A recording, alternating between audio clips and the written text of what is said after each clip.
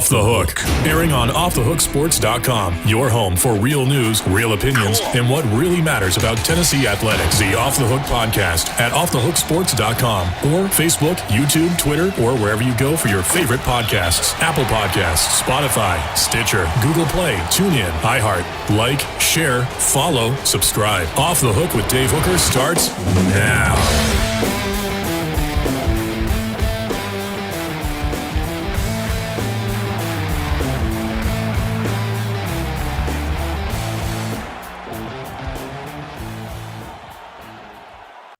Welcome to the program as we are joined by Amanda LaFrada and Ethan Stone, day two. And wow, yesterday was something interesting. As in case you haven't had a chance to go back, Ethan and I returned to the burn, and Amanda was creating this fantastic video overlay. So that was day one of Off the Hook Sports, day two, and we're ready to talk some Tennessee baseball. Also, Aaron Donald gets really, really rich and more. So a lot to get to today. Let me start, ladies first. Amanda, how are you? I'm doing well. How are you? I'm well. Ethan, still kicking it. Not a college student anymore. I saw the announcement on Twitter. You got a lot of friends on Twitter. I'm impressed. I wouldn't say that much, but I don't know. I was usually not too talkative during college, so it's pretty amazing I made as many pals as I did. But yeah, I'm happy to be done. Yeah, Ethan is our ear to the ground when it comes to Tennessee athletics. He's got some good stuff coming up on Georgia Tech. Also, if you go to offthehooksports.com, you on Notre Dame. Oh, I said Georgia. I knew I would do that with the gold. I knew I'd do that with the gold on Notre Dame.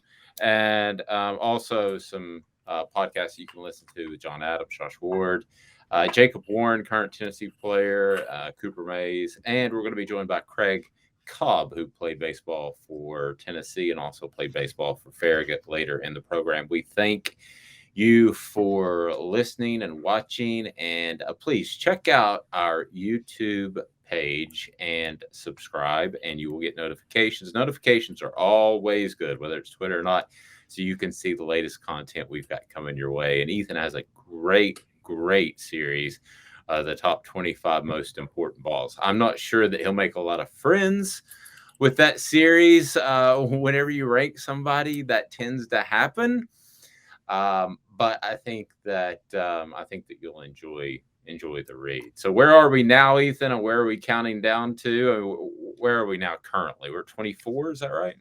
I believe we're at Princeton Fant right now is currently on the site, but today will be Danico Slaughter going up on my own page, and then obviously Princeton Fant will be after that. I believe 22 will be coming out soon. Obviously, I'm not going to say who that is, but it's a tease. It's a tease. That is a very good tease. You'll just have to find out. He's certainly learning, and Amanda joins us, and we will soon be having quite an event that we're excited about there at Zool Beer downtown. And Amanda, you talk about awards. They've won best hazy IPA in the world, not the county, not the state, not the country, but in the world. That's pretty darn strong. Yeah, our Rhymes Like Dimes hazy IPA won gold in the World Cup of beer. Who knew that was a thing? But yes, we won gold, and we beat out over 300 other breweries to win it. Pretty strong. Okay, Notre Dame this weekend and the Super Regional. This from SB Nation to give you a little bit of a preview. The ACC is absolutely a power conference, kind of like a bunch of Tennessees running around out there. But Notre Dame is not a hard-hitting baseball team when it comes to home runs. They're actually more of a pitching team. John Michael Bertrand, he had a great season. He's the ace, so you would certainly expect to see him in the first game, a 2.39 ERA.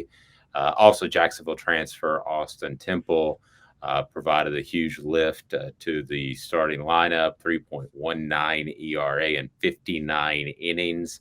So this is a really, really good pitching staff. And I'll turn to Ethan Stone. I want to ask Craig Cobb about this as well, because Craig Cobb was a pitcher. And I'm just curious, Ethan, since you've seen Tennessee all year and covered them closely, what have you seen from the Vols in terms of going against top pitching? I mean, obviously they hit the ball really well, but when they go against the best pitching, how have they done? Any examples you can cite?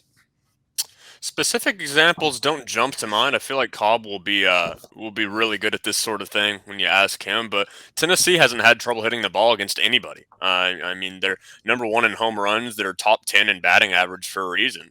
This is just a team that 1 through 9, the entire lineup, they have the ability to hit the ball really well. Going against top teams in the SEC, I know Florida has a good pitching staff. I mean, you can just name anyone at the top of the SEC right now. Tennessee probably beat them in a series, except for Kentucky. You could say Tennessee beat them in a series if they played against them, and all of them have good pitching. Got to have good pitching to play in the SEC. And Notre Dame, especially, they're just such a different, I guess, animal than what Tennessee has played so far in regionals. Campbell and Georgia Tech, obviously, two really good hitting teams. Georgia Tech, I believe, had the best batting average in the nation. Campbell was right up there with them.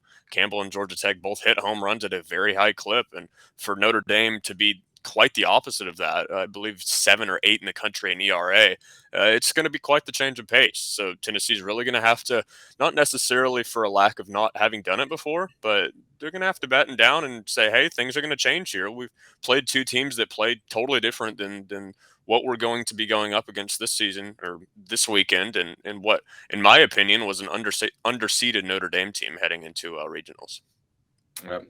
Amanda, a column I'm working on that I would like your thoughts on, that's going to post on offthehooksports.com later today, is this team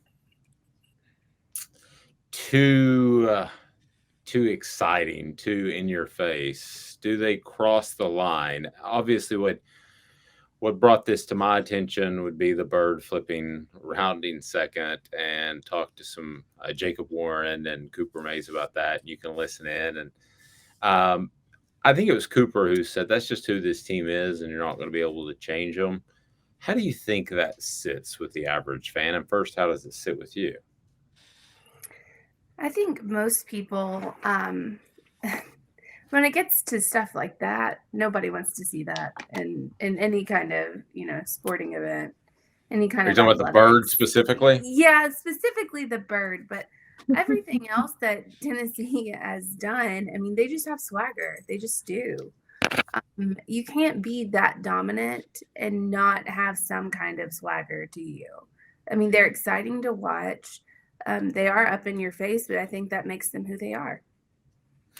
Ethan, I look at this team and I think to myself, if they were in the major leagues, they might be in line for a comeuppance, because we know how strong the umpires are in Major League Baseball. That union is incredibly strong. If they wanted to come lock down on you, they could. They could essentially cost you a World Series if they really wanted to.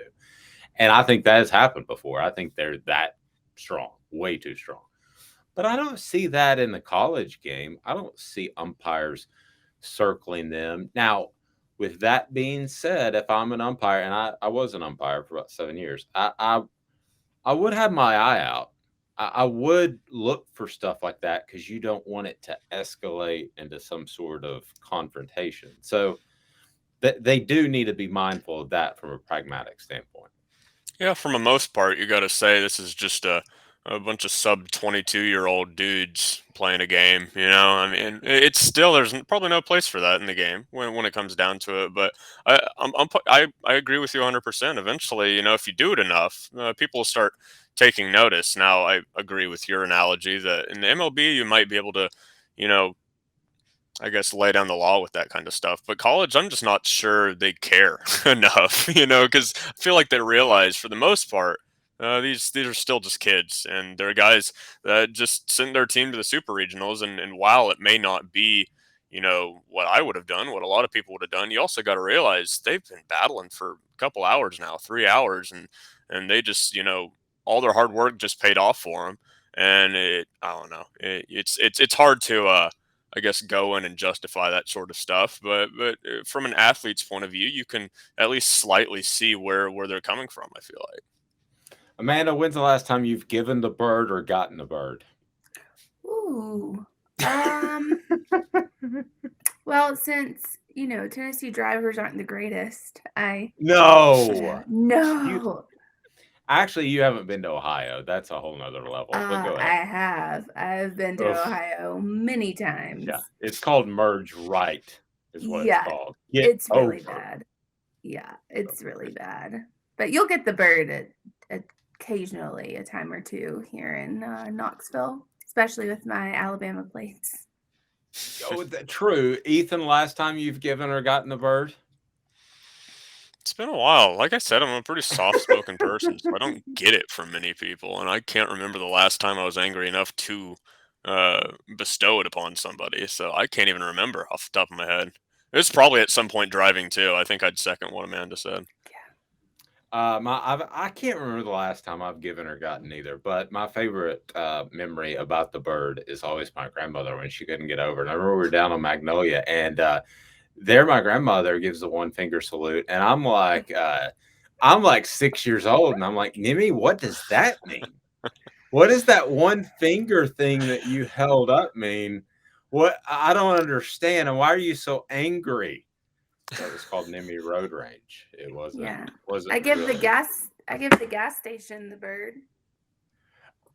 Gas is a little expensive. Is that what you're telling me?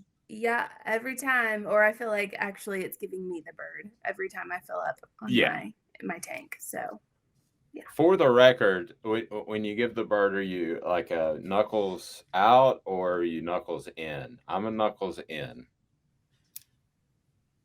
Like when you. I do it this. This or that? You do what? I do What it is that? What is that? Okay. So you've never seen Friends? Ross and I actually think that's the most overrated television program in the history of man. Okay. Well, first of all, at Zool tonight, we're having a Friends trivia night, just FYI. But you guys also have a Seinfeld trivia, don't you? We did. We already had it, and it was packed. But in Friends, I'd win that. The bird. I'd win that. Yeah, I'm actually, given the work that we've all put in over the past couple of days, my plan is to go visit with some people and then watch Top Gun again, and just so that I'm gonna do whatever that is to the world for like 2.5 hours and go full rooster on you. Have you all seen that yet? Have you seen the movie yet, by the way? Have not. Oh, have not. I need to get on that. I don't want to give anything away, but it's phenomenal. Some more news that we'll get to. First, I want to remind you that Off the Hook Sports with Dave Hooker brought to you in part by City Heating and Air Conditioning. East Tennessee is so fortunate to have honest, dependable heating and cooling services since 1961. City and Air Conditioning has been the standard of quality HVAC installation and service, along with customer satisfaction and service in East Tennessee. They've got a team of expert technicians, and I hear they're hiring. They're experienced in both residential and commercial projects that can handle existing residential, commercial HVAC installation and service. They're awesome because they're honest and they have integrity, and that's pretty important in my book. A couple of other notes that I wanted to get to off the top before we get to Craig Cobb, who will join us, former Vol. Aaron Donald returning to Los Angeles Rams. This is one of the smoothest athletes in all of sports. So he basically just rolls out there. Aaron Donald, a defensive tackle for the Rams, who is probably for the last 4 or 5 years been rated as the highest rated player. I didn't say defensive tackle, player at his position for about 4 or 5 years, according to Pro Football Focus. So he makes $40 million. He gets a $40 million raise over the last 3 years of his existing contract. So smooth. He played like, I might just retire. That's according to sources telling ESPN's Adam Schefter. Little inside note for you. It's because his wife works at the NFL. But anyway, so he's the first non-quarterback to eclipse. It's easier to break stories when your wife's running the fax machine. He's the first non-quarterback to eclipse $30 million per season. Okay, I'm going to change from the old fuddy-duddy that I may have started the show with. I think he's underpaid.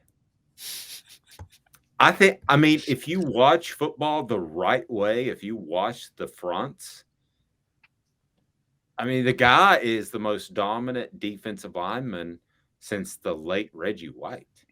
I agree. He is, I don't know if underpaid, I would go with underpaid, but if you can compare his salary to what they've given Kirk Cousins, then yeah, he's underpaid. Because my God, Kirk Cousins, really.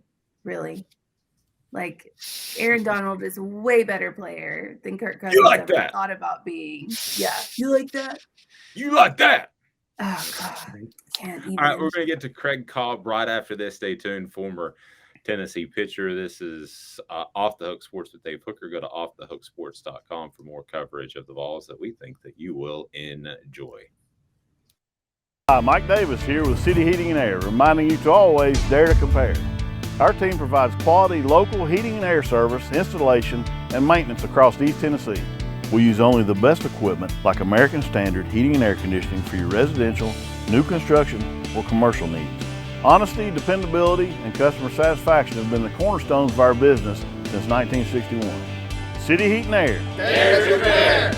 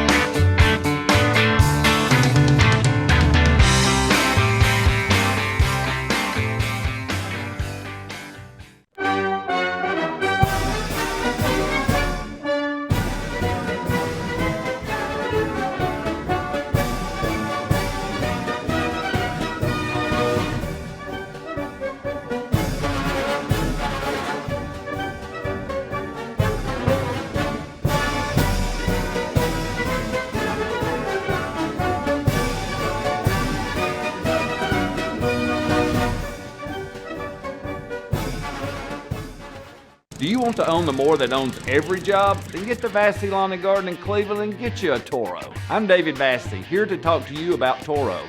With a Toro Zero Turn, you'll get more out of every minute and you'll reach the finish line faster. At Vassey's, we like to say, no matter if you're mowing 3 acres a week or 11 lawns a day, homeowners and business owners alike find confidence in equipment they can trust from top to bottom. Vassey Lawn and Garden, Highway 60 North in Cleveland. Man alive, it's worth the drive. Off the Hook. Oh, we're going all over the place. Craig Cobb joins us now. Craig wearing his Tennessee shirt on a Tuesday. Former Tennessee. Yeah, that's strong. Former Tennessee pitcher, Farragut pitcher, even though it's Josh Ward, and we don't hold that against him. So, Craig, tell me about this Tennessee baseball team, man. I mean, it just has been – I kept wondering if they were going to peak too early, but it has not happened. I mean, they just keep seemingly getting better and more clutch. Yeah, I mean, it's really incredible what they've done really ever since, the 2019 season. So I don't think they've peaked yet since then. I think they were going to be really good in 2020. Obviously, they were great last year, and this year they've, kind of taken it to new heights and, by all accounts have had a historically great season, just in the history of college baseball with what they've done at the plate and on the mound, and their record reflects that. So, I mean, I think they are an extremely well-rounded team. And I mean, I have, playing in the conference for 4 years, I don't recall seeing it running anybody as deep as they are. Even on their bench, they've got a ton of guys that can come in and deliver clutch hits. And, it doesn't really matter who they bring out of the pen. It's going to be somebody that's a really good arm. And that's just extremely rare. Yeah, Craig, we were talking about this earlier, and I want to talk X's and O's and be on the diamond with you. But we did have the bird flipping incident over the weekend. So, I mean, everything's great. Everything's good. But if that happens and Tennessee loses, it's a totally different storyline. But just in general, where does it cross the line for you? Probably nowhere, knowing you. Yeah, exactly. I think I'm fortunate that our games are not as televised, and there was no Twitter back then, because I'm sure I probably would have offended some people on the mound. But no, I mean, it's just that they fully embraced, kind of what they do. Obviously the just middle finger thing was probably spur of the moment. I'm sure he probably doesn't even remember doing it in the heat of the moment. But I mean, they're brash. They're good. They back it up, and that's kind of their identity. And as a Tennessee fan, I love it. I'm sure everyone else hates it, but overall, they're really good. I don't really think they take too much. I really don't think they take it too far in today's game. I just think they're an intense group of guys, and that's kind of how they get up, and that's just the way they play, with kind of that chip on their shoulder, and they just play extremely hard and compete, the entire time. So that's just kind of who they are, and I've loved to learned to embrace it. Yeah, I know Amanda's going to jump in here. She's got some questions for you, but I want to ask you the same thing I asked her, and I asked Ethan Stone as well earlier, and that's, when is the last time you have given or gotten the bird?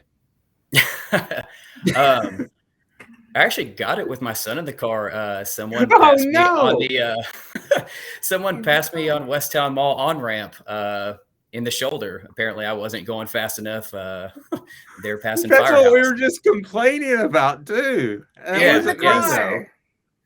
So no, it was someone in a big old truck, and he honked at me, passed me on the shoulder, flipped me a bird, and did about 100 onto the interstate. So that's probably like a month ago.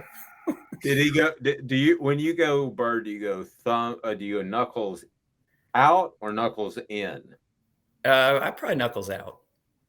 Knuckles out, that's like the high school bird. You do the thumb out too? No, you got to tuck the thumb. Okay. Well, I'm a knuckles in. It makes my finger look really, really long. Sorry, man. I know you're gonna jump in there. Go ahead. No, it's fine. So this team is really dominant. They don't seem to be stoppable at any point. Do you see a weakness in this team at all? Any position, any kind of, errors, anything that you see that could be their downfall? So I think we saw a glimpse of it in the regional. I mean, at times their defense can, I don't want to say be shaky, because they fielded at a pretty high clip, but some of the errors we made over the weekend were pretty unforced, and just kind of, there was really no pressure to them. So I think sometimes we can make untimely errors. And really the one thing that scared me about Campbell is we do not hold base runners at all as a pitching staff. And so, I think that is something people can exploit. I did notice that Dolander seemed to be a little bit quicker to the plate. He's still slow, but he seemed to have an abbreviated leg kick from the stretch, I thought, on Saturday night in the regional. So I think it is something that maybe he started to pay attention to, but him and Burns do not hold base runners at all. And what that does is that turns a walk into a double, essentially. And then they could hit a ground ball to second base, ground ball to shortstop, and score a run without a base hit, and the ball never leaving the infield. And so that's kind of chipping stuff together, and we're, kind of searching. But, when you have a team whip of under 1, they don't really allow a lot of people on base. So, that's one way to mitigate, is just not let guys on base. But I do think the inability to hold runners for some of the guys. It's not everybody, but Dolander and Burns are the two that come to my mind the most, who seem like they're very easy to run on. Yeah. Go ahead, Amanda. I'm sorry. Go ahead. No, I mean, when you have a team like this, it's hard to find flaws. There are some, but they're very, very minuscule, I think. As far Sure, as yeah. I mean, having three first rounders on the mound is an easy way to, to mitigate some of that. But if we're trying to find something that you could point to as a weakness, I do think that's probably the one I would go to. Craig, I'm probably a little bit better versed in football than baseball, so I'm going to lean on you here for a second. And my question is not Tennessee this year, but Tennessee next year. You mentioned the first rounders. You mentioned the guys. Now with the NIL money, guys can stay and have a heck of a good time. I mean, you had a good time in college. I had a good time in college.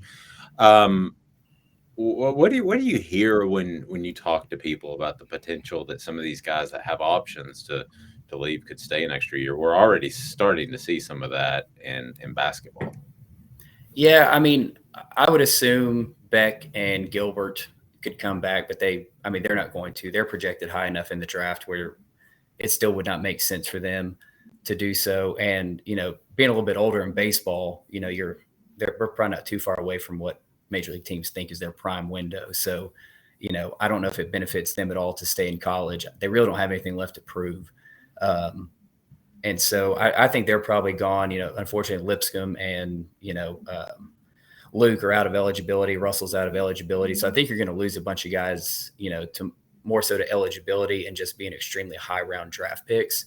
I think a guy like maybe Cortland Lawson, his batting average isn't great. And obviously had some hiccups in the field this weekend, but I mean, he's been really good this year, but he could come back. So, it really depends on what he wants to do, right? Like, does he get drafted at all? It's a compressed draft from what it used to be 10 years ago. There's fewer rounds. So, is he going to come back? I don't know, but, Ortega is draft eligible. You hope he comes back as well. But, you've got Dolander, Burns, and Beam back.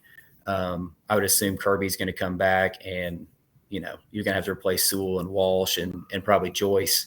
I assume all three of them are probably going to be gone, but I think the NIL and the open transfer, and as good as we've been and everyone seems like we're having fun, I think Tony will be able to replace them either with his recruits or through the transfer portal.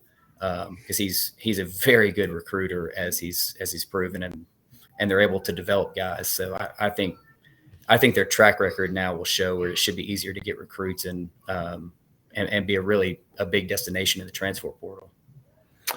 Yeah, and as far as expectations, fans are expecting this team to win it all, and that's just the amount of. I've never been around a team like this that's had that much hype in any sport. So that's where fans are, fair or not. What are actually fair expectations, Craig, for this team?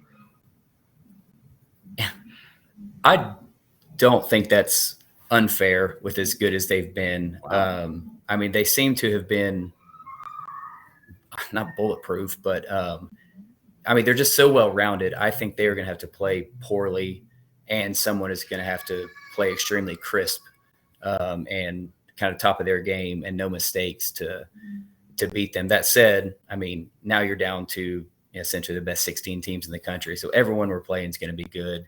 Weird stuff can happen. Just like last year in Omaha, it seemed like we were hitting balls right at guys, and other teams are getting choppers over our heads and dribblers. And, sometimes the ball doesn't bounce your way, but I think it's a different team this year. I think they're much deeper on the mound than they were last year. I expect them to beat Notre Dame and get to the World Series. I think that's extremely fair. And, I like our chances once we get there. How about that? I like that. I think it's going to be exciting. I actually think their carefree is not the right word, but their attitude helps them in Omaha. While they could have peaked early, gotten tight, I don't see this team getting tight facing like global disaster. I mean, I just don't see them ever getting tight, Craig. No, and I think they've got the benefit of most of those guys were there last year, and so they know what to expect. They know what that week's going to be like. They know, what they know what this week's going to be like. They know what the travel and practice schedule and all of the pre-tournament stuff in Omaha is like. So I think the experience will help them play better. And honestly, I really think they're so much better on the mound this year. I mean, Chad Dallas is great this year, but in all honesty, he'd be our Sunday starter at best this year. He's not better than Tidwell. He's not better than Dolander. Probably not better than Burns. And I'd give him and Beam kind of a toss up. I mean, but he was our ace last year. So I think that's really where it sets us apart. And the lineup, I think, is probably a little deeper this year. I mean, obviously everybody's got 10 homers plus, so the power is real. But I really think we are so much better on the mound, just more higher end arms. And then you bring in Kirby and Redmond and Sewell. So now you're offering different looks, and obviously you can bring Joyce out, blowing gas that nobody else kind of has in their back end. So I really think in the pitching staff is where there's a huge difference, but the experience is going to be huge from last year. So that's one reason I really like their chances. Where would you be on this pitching staff? Would you be the ace or second or? Ego would say I would have fought my way in somewhere, but I mean, it's crazy. A lot of the guys that I played with, I talked to, I mean, when I played with Luke, he was, he kind of sat 94, 95. And I mean, Georgia Tech's blowing a guy out here, going 98 to 100, rocking a 6 ERA. It's just like, is this guy any good? But he's throwing 100, and Campbell's guys are throwing, mid to upper 90s. And it's just like, these guys are at Campbell. I mean, the game has changed. The training has changed. Like Campbell's guys would have been blowing 88, 89 when I was there. It's just the amount of velocity everybody has I have no idea. And that's just, that's crazy. But hey, Redmond's throwing low to mid 80s like I did. So he's that gives me hope. Makes me happy when he's in. Low to mid. If you wouldn't have said that, nobody would have known. Right, dude. Well, if you just said low 90s, everybody would have been like, "Oh, that's correct." Oh no, it's I think I threw exactly 80 poo is what it is referring to. So just slightly above it. I think it's right above 80.2 is 80. Yeah. Yeah. Craig, that's perfect. I know you're doing fantastic things in the business community. For those that don't know what you're doing, go ahead and get everybody caught up, because I know you were kind of a fan favorite back in the day. Sure. So I run a real estate development company based here out of Knoxville that develops affordable housing across the Southeast. It's kind of the industry I've been in since 2010, and it's always interesting dealing with all sorts of government, but it's something that I believe in, and something that's I've gotten into, and it's we'll continue to do it, and hopefully do more here in Tennessee. Is that your lovely daughter downstairs? That is, I think that was my 3-year-old son screaming for something. I'm glad you could hear that though. Oh no, that was awesome. That's called real. I mean, you just got real on it. Yep. Greg, certainly appreciate it. We'll talk to you soon. Already on a Tuesday, rocking the orange. That's pretty awesome. And enjoy the weekend, man. It's really cool for me to see guys like you that maybe didn't have the best set of circumstances because of the administration now get to enjoy, and I'm not calling anybody out like you probably would, and get to enjoy this. I think that's really awesome, man. So enjoy the weekend, enjoy the following weekend, and we'll probably hit you up again next week. That's all right. Yeah, sounds great. Enjoyed it. I appreciate it, buddy. Thank you. That is Craig Cobb, nice enough to join us. We'll bring Ethan Stone back in here. And I thought Ethan, frankly, everything he said was absolutely 100% accurate. I mean, this baseball team, we talk about Notre Dame's good pitching, and that sounds good. But Tennessee is one of the best pitching teams in the nation, and they hit. It's just all around pretty insane team. Yeah, when I was going on my diatribe about Notre Dame being a really good pitching team earlier, I glossed over the fact that Tennessee has the number one ERA in the country, while Notre Dame has number seven. So even in the arena in which Notre Dame might be able to get a bit of an advantage here, Tennessee still hasn't beat. It's just the nature of the beast. Certainly check out our friend at Big Orange Phillies. Gary's done a great job of putting together some quick bites, and they have darts, billboards. They've got live entertainment, karaoke. The menu is through the roof, whether it's a Philly sandwich or a hamburger, whatever you choose. They've got exceptional food right there in Halls. It's very easy to find Big Orange Philly. You can find them on Facebook, where you will see an interview with the one, the only John Adams. And again, Big Orange Philly, certainly check them out. It gives people out in Maynardville and Halls, which I've lived in that area, a great venue to drop in and have a family environment that's a lot of fun, a great food, and you can go out there and shoot some stick, throw darts, play cornhole. It's a really good time. So Big Orange Philly, check them out on Maynardville Pike in Halls. After this, we will put Amanda and Ethan on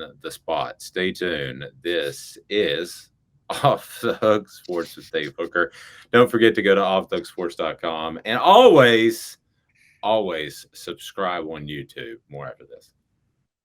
To own the more that owns every job, then get to Vassey Lawn and Garden in Cleveland and get you a Toro. I'm David Vassey, here to talk to you about Toro. With a Toro Zero Turn, you'll get more out of every minute and you'll reach the finish line faster. At Vassey's, we like to say, no matter if you're mowing 3 acres a week or 11 lawns a day, homeowners and business owners alike find confidence in equipment they can trust from top to bottom. Vassey Lawn and Garden, Highway 60 North in Cleveland. Man alive, it's worth the drive.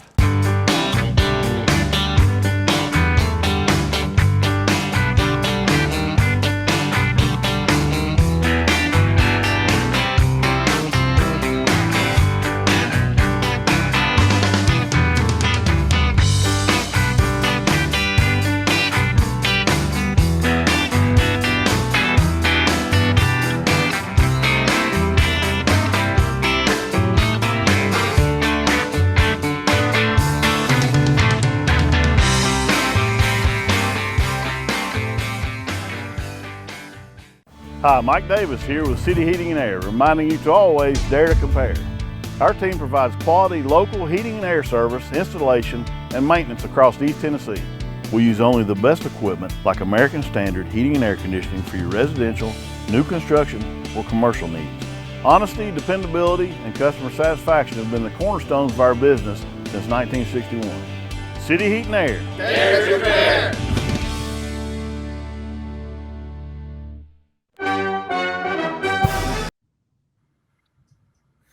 All right, we're back with Amanda LaFrada and Ethan Stone. And guys, we're going to try something different here. Are you ready? Are you excited? So excited. I want to hear the excitement. Yes, off the hook take. So we'll get to that right now. And guys, want to start with a few quick questions. Your thoughts as we've touched base on some of this, but let's run them down. Is it okay to flip a bird during a sporting event? Yay or nay?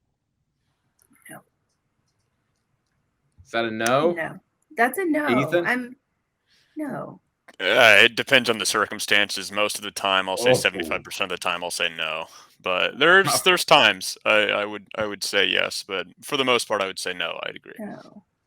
I will say no. Is Aaron Donald underpaid? He recently got a pretty big boost of I don't know, about $40 million to his contract over the last 3 years. Is he underpaid? Or is he worth it? Or is he overpaid? Defensive tackle for the Los Angeles Rams. Worth it. Definitely worth it. If you compare other contracts, I'd say he's underpaid. But as far as money goes, he's definitely worth it. Yeah, I'd say it's right about on the money. He's dominant, so he should deserve to get the spoils he's getting right now. But I will say I think vastly underpaid. I know that sounds crazy, and Amanda's giving me a hard time because let's face it, anybody playing a game. Why do you think that's underpaid? Why do I think it's underpaid? Or overpaid? Sorry. I don't think it's overpaid. I think they make a lot of money. So saying he's underpaid it insinuates that he doesn't make enough money, but he makes plenty of money. Comparatively speaking, though, to other people in the league that maybe shouldn't make as much money, then he would be underpaid. Jimmy Garoppolo apparently is going to be traded. The San Francisco 49ers sold the quarterback. He does not have to participate in conditioning because if he gets hurt, then it's harder to trade him. Will he ever be a bona fide starter again, Jimmy Garoppolo? I do not think so, me personally. I think it depends on if the college quarterbacks keep coming out dual threat and that keeps not working in the NFL, then possibly. But he's too injury prone. And when he's not injured, he's not even that great. I mean, he makes a better Subway spokesperson than he does a quarterback. Well, that's very true. I would say that I think Janine Garofalo has a better chance of being a starting quarterback than Jimmy Garoppolo. And when I say starter, I don't mean like two people. I didn't know if Ethan would get that joke. I thought that might be a little old. Did you get the Janine Garoppolo joke, Amanda? Do you know who Janine Garoppolo is? I have no idea who Janine Garoppolo Oh is. my gosh, she's hilarious. Ethan, do you know? I'm gonna be honest, I don't. I just thought it was funny how you said it. That's what I thought too. Yeah, I have no idea who that is. Let's hope the audience got more of the reference than you two did. So, she's a comedic actress. So that's about it. That's the extent of the excitement of it. But as far as being named a starter, I just don't see that happening again. Could somebody get hurt and then he is the starter for a couple of weeks or the rest of the season or whatever the case may be? Yes, but I don't see anybody putting their trust, Amanda, in Jimmy Garoppolo as far as their entire franchise. No, I don't see any team investing in Jimmy Garoppolo's future. I could see him being a backup and then possibly coming in when, like I said, one of the dual threat quarterbacks takes off and runs and gets hit by somebody real big. He could come in and take their place for even a couple of months, but I don't see anybody investing in his future with their franchise. No, I think that would be a little much. I'm going to ask this question, but I believe I know both of your answers. Is it a disappointment if the Vols don't make it to Omaha if they don't advance this weekend? I mean, it has to be, right? Yeah, absolutely. Yeah. Omaha, most definitely. College World Series win, I'm still on the fence about it, but Omaha, yeah, they got to make it to Omaha after this. It'd be shades of what Arkansas did last season. Had a fantastic team and didn't even make it to Omaha. That's the exact same thing that would happen here. There'd be outrage about it, I feel like. Maybe not outrage is the right word, but people would be disappointed. Very well, I love so. agreed. And I love what Craig said. I mean, former players are oftentimes a little bit more conservative when it comes to picks, but he said he doesn't think that's unfair expectations at all to expect them to win the national title. I haven't heard many former players say that about a team, kind of put pressure on a team a little bit. That doesn't happen a lot. That to me speaks volumes when a former player would say that. So I think I'm going to go with him. Those are fair expectations to win it. I will be disappointed.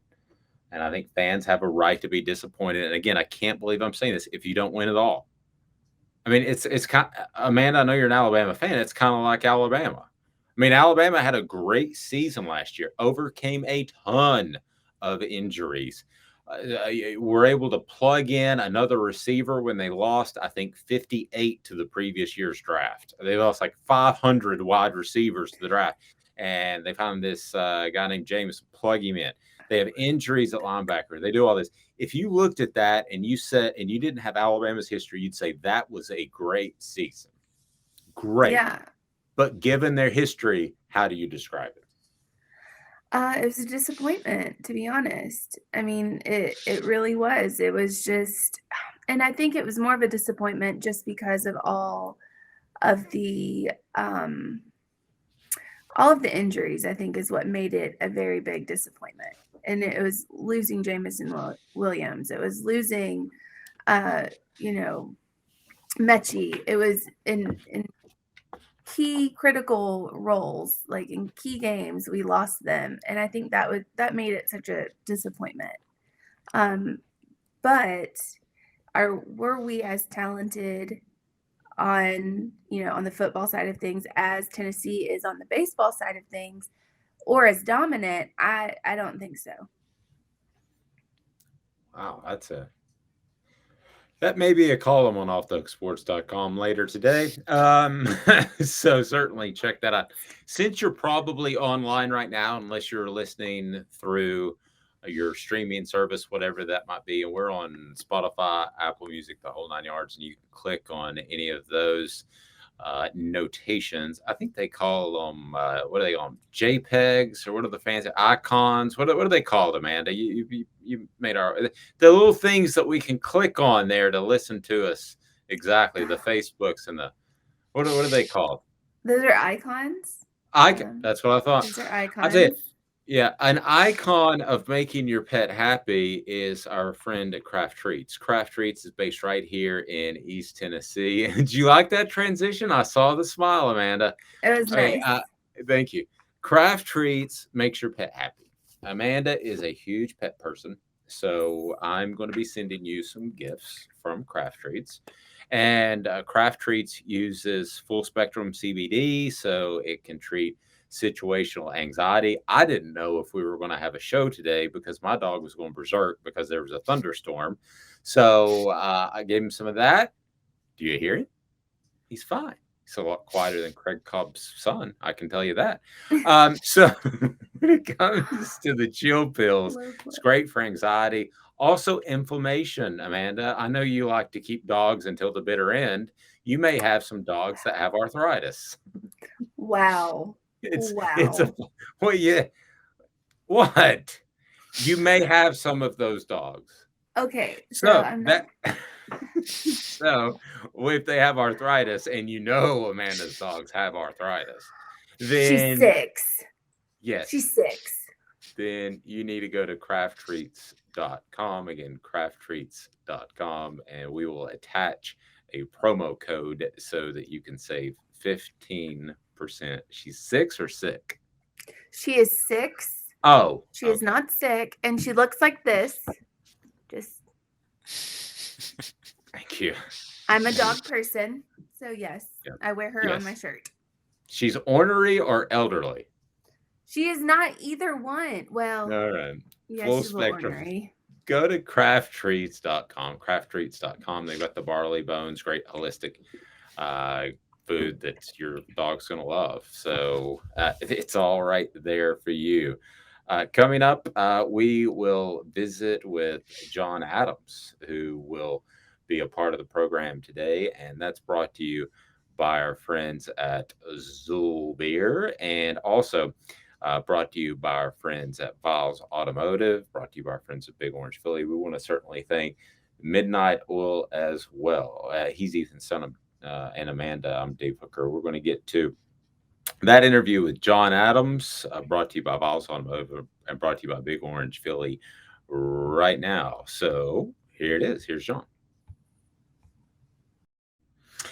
Welcome. He is John Adams. I am Dave Hooker, the esteemed journalist John Adams of the Knoxville News Sentinel and the USA Today Network. And our conversation today brought to you by our friends at Vols Automotive Group and Big Orange Phillies. If you haven't tried Big Orange Phillies, you need to do so. Great food located right there on Maynardville Pike, 6625 Maynardville Pike. Easy to find. Go to Facebook to learn more about them. But you talk about fantastic food, darts, pool, and the best part is that it is a family environment, and I love that. And then right down the road, you've got Vols Automotive Group. I stopped by to see Gary, and I'm blown away. They have cars. I don't know what they're doing different than other places, but they have cars. Vols Automotive. Go to volsautomotive.com. Check them out. They're on Callahan.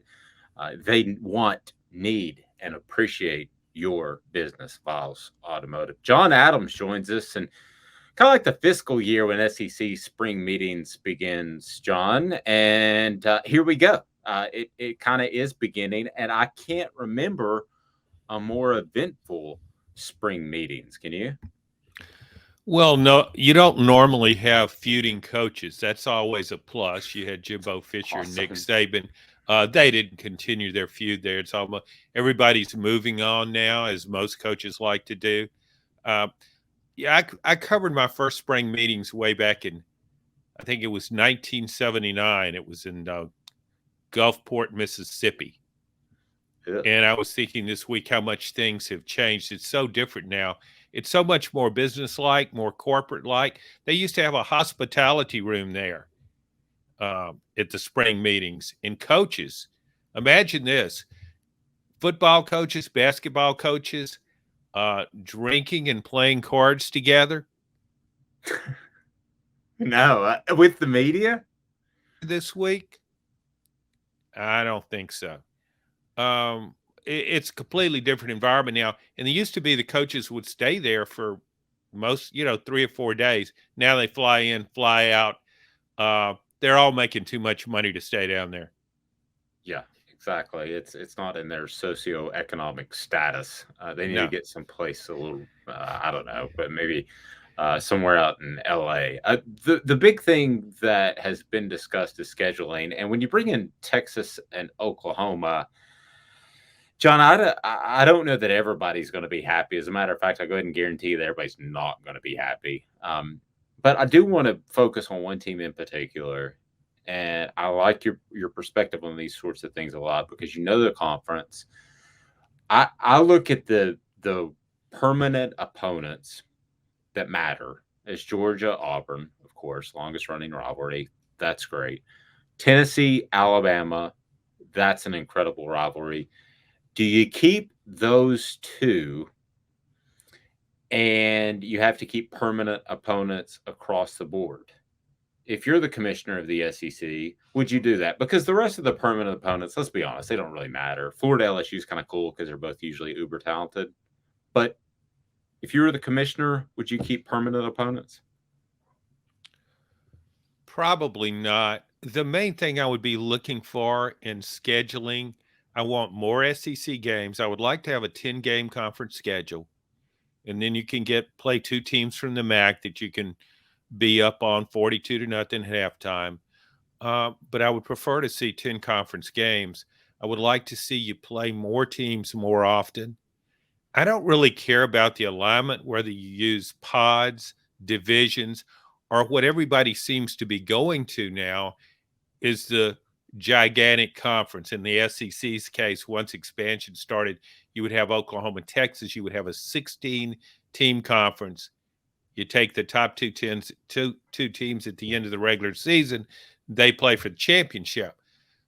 That's probably the most likely model they would pursue. But to me, the alignment isn't important. Is the fact that you're getting more SEC games. I think that's crucial, particularly adding Oklahoma and Texas. I mean, there are a lot of SEC fans that want to make a trip to Oklahoma or to Austin to see their team play Texas. So I think that's critical. As far as the rivalry goes, it's almost as though we're moving past that. Now, one of the possibilities would be that's been discussed is you have 3 permanent rivals, and then everybody else rotates. And then that would probably be a 9-game conference schedule. They don't want to go to a 10-game. Some are hesitant to go to a 9-game because you got to have Mississippi State and Kentucky scheduling 4 opponents non-conference you can beat on their way to a bowl game. But I just think if you go to if you kept 3 permanent rivals, then you could pretty much accommodate everybody with the traditional stuff. And I've been covering this league for so long, and so I'm very conscious of tradition, but I'm also conscious that you got to keep moving forward. And sometimes when you do that, things get left behind, and you will create new rivalries. Tennessee, Florida didn't used to be a rivalry. It became a rivalry in 1992 when you went to the divisional format. And Tennessee, Alabama, when you think about it, Dave, you talk about if you had one permanent rival, if from a Tennessee perspective, do you want to play Vanderbilt every year, or would you rather play Alabama? Now, you like playing Vanderbilt to get that sure win, unless Jeremy Pruitt or Butch Jones is coaching your team. But Alabama, I mean, that's the name team on Tennessee's schedule, and that rivalry runs deep. Agreed. I'll tell you what runs deep. Certainly the menu of Big Orange Phillies. Check them out on Maynardville Pike. Big Orange Phillies, fantastic food. You're going to be blown away by the food and the atmosphere, the family atmosphere. A great, just I would say, a void filled by Big Orange Phillies. As you get out in that Halls and Maynardville area, you've got a place to go with your family, have a good time, have great food. That's Big Orange Phillies. Don't forget Biles Automotive Group with a fantastic selection. I'm going to side on the side of I would keep Alabama. I just can't see that rivalry going away. And admittedly, I was talking to a player, John, who grew up a Tennessee fan. His dad played for Tennessee. But he said to him, he may be a little bit different, but the rivalry is still very, very significant. I would just hate to see that go away. Am I just being too emotional and not pragmatic? Well, everybody looks at this very subjectively. I mean, I think a lot of fans, a couple of years ago, I did a column for the News Sentinel and KnoxNews.com. I did a column on why Tennessee shouldn't have Alabama as a permanent rival. And in the divisional setup, it puts Tennessee at a disadvantage. You can't deny that. And the response to the column was overwhelmingly against it. And I'm used to being in a very small minority sometimes as a columnist. Not but you. Not you. No, you're no. You are never a cynic, nor are you ever criticized. But here's the thing, Dave. If you're trying to win a division championship, Georgia plays Auburn. That's their traditional traditional rival. Would you rather play Auburn every year? Would you rather play Alabama? Florida's another usually a candidate for winning the division. Florida plays, I guess, LSU. And LSU's been really good at times, but still, when you look at it over the course of the Nick Saban era, which goes back to 2007, having to play Alabama every year puts Tennessee at a significant competitive disadvantage. True. But the fans don't see it that way. A lot of the fans don't. They want to play Alabama. Go ahead. Let me play the flip side here for just a second, though, John. I think the players want to play Alabama too. Prospects want to play Alabama. So from a recruiting perspective, never forgetting my roots, I think if you somehow were in a situation where you didn't play Alabama once every 3 years, and I pick 3 instead of 4 or 5 because every player thinks they're going to the NFL after 3 years. Sure. So, yeah, no, it's just a given. So if you're not playing Alabama in 3 years, I think it could hurt you in recruiting. Not if you're throwing around some NIL money. Well, okay. This is a different era. Maybe in the old days when you had to slip them a bag full of cash, have those $200 handshakes, maybe it would have mattered. But I think now that's kind of the wild card in this. But here's the thing about it. One of the reasons a lot of guys want to play in the SEC, let's just say they aren't recruiting. I mean, if you're trying to get to the NFL, Alabama's really the way to go. Sure. I mean, with Nick Saban there, we have a history of that. All these different positions. It doesn't matter if you're an outside linebacker, quarterback, wide receiver, offensive tackle, whatever. They're just all going in droves to the NFL. So you'd want to play there. And there's the advantage of it at Alabama. You're competing every day and practicing against the very best players. So to your point, yeah, if you can't play for Alabama, playing against them would be a plus, because if you're an offensive left tackle and you're blocking against say Will Anderson of Alabama, that's something that you're going to get beat. Occasionally, yes, you are. Some more than others. But remember, you said it. Everybody thinks they're going to the NFL in 3 years. So they think they could block Will Anderson. Yeah. I mean, they watch him on TV saying, yeah, I can block that dude.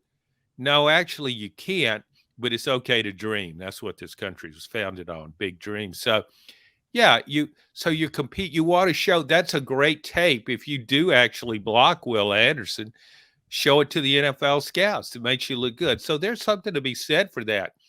I mean, otherwise, why would anybody in the world go to Vanderbilt? I mean, the one selling point that Vanderbilt has to me is you're in the SEC. Yeah. Sort of. I mean, you play under the SEC banner and you play all these SEC teams. So you can prove yourself against the very best. So it's I just think when you talk about rivalries, in-state rivalries, Tennessee and Vanderbilt is kind of unusual. I mean, you have Auburn and Alabama. That's meaningful. Ole Miss and Mississippi State, certainly meaningful. But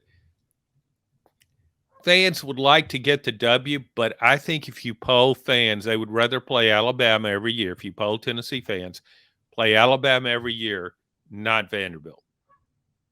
Do you agree? Do you think that? Or do they want that W? Yeah, I think you have to get into and we're 70 plus range before you get to people that care really truly about Alabama, or 65 plus. I'm sorry, Vanderbilt, excuse me. I think it's kind of subdivided. You have people that are a little bit older that think of Vanderbilt still as a rival. Probably people a little bit younger, my age, that look at Alabama as a rival. Then you have people my age and a little bit younger that look at Florida. And then I don't know what's happened over the past 10 years, but I don't know who the rival is. But I think that Vanderbilt could drop off and nobody is going to say, woe is me, except for 4 or 5 people. But I just don't think Vanderbilt dropping off the schedule makes it less appealing from a fan perspective. I do think I think it obviously takes away an easy SEC win. Well, theoretically. Okay. That's the way it's supposed to be. Yeah, there's a lot to be said for that. I did a survey with my email group on knoxnews.com once when I asked, do you think that Vanderbilt belongs in the SEC? Would you rather just kick Vanderbilt to the curb and get a more competitive program? And I was surprised. More people said, no, we would like to have Vanderbilt in the SEC. And it wasn't just because that's a win in football on most occasions. And they cited tradition, and they cited, it's a state rival and all that kind of stuff. I was really surprised, because I hear from a lot of people that say, why is Vanderbilt in the SEC? Yeah. But the survey, which was very unscientific, of course, said, yeah, we want Vanderbilt around, not just to beat up on them. It does have a good baseball program, but it's not that competitive in basketball right now. True. Speaking of baseball, a great place to watch the games this weekend will be Big Orange Phillies. Again, great food, family environment. So know that you can take your family there. Darts, pool, cornhole, right there on Maynardville Pike in Halls. Big Orange Phillies. You can find them on Facebook, and want to be sure and thank Vols Automotive. They have cars. It is awesome. They really have cars. Vols Automotive. I was just there. They want, need, and appreciate your business. So check them out at volsautomotive.com. We could get into a 3-hour discussion of NIL and the changes that are coming. But again, I want to make it Commissioner John. Okay, so Commissioner John, what say you? You have the final say in NIL. I hear a lot of administrators and coaches now refer to NIL in the transfer era as the Wild Wild West. That happened before. Well, it's a college administrators and coaches are all about a control, and they're losing control. In the NCAA, it's just kind of it's pretty much toothless now. It can't win in court. It's going to get hammered in court. So it kind of is a wild, wild west, and teams are using NIL as a recruiting inducement, even though it wasn't planned that way. Really, what did you think would happen? I mean, come on. If I were commissioner, I would preside over the wild, wild west very proudly, and I would just say, go for it, guys. Just go for it. I don't really care when your NIL deal was consummated. If you use it as I've never had a problem with if somebody wants to give somebody else money. What's wrong with that? Okay. I've got no issue with that. Yeah. I mean, yeah, if you want to give me $300 for a column, fine. Good for you. Let's, you're my new best friend.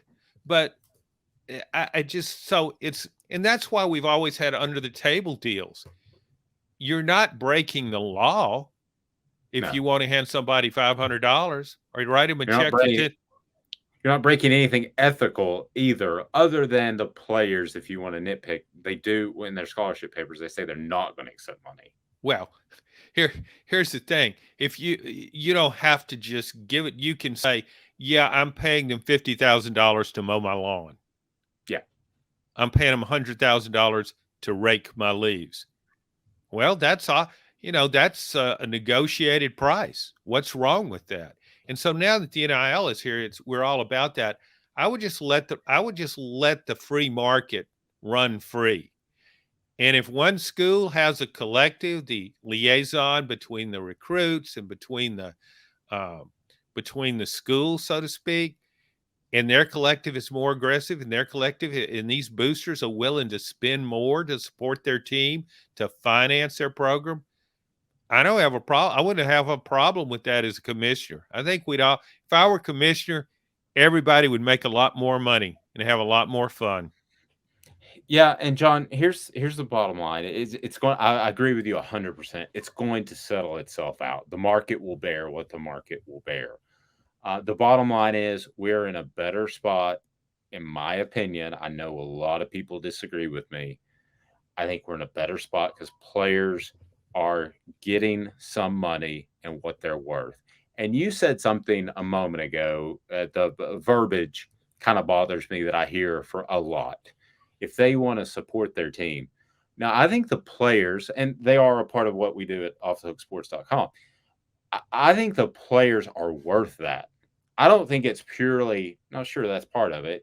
When you start gambling on a 5-star quarterback out of California, and if he's really getting the millions of dollars like he's supposed to, then that's different. But the players that have proven themselves and that their appearance an advertiser deems worthy, I think that's worth. I don't think that's supporting. I think NIL are two different things right now, if that makes sense.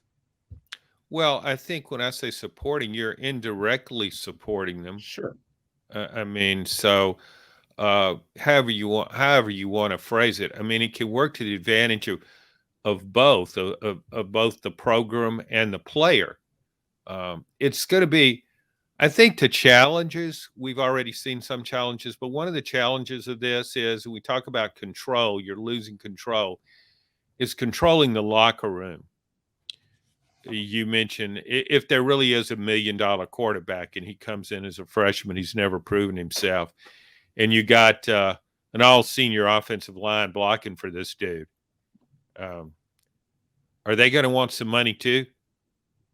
And he's getting $1 million. Some people think this will absolutely poison a locker room.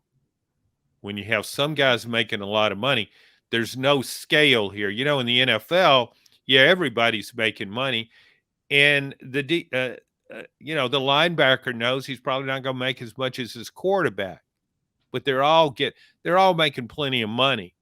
So it's not a factor there. But at the college level, if the quarterback's getting $1 million and the guy's blocking for him, may not be getting anything other than a scholarship.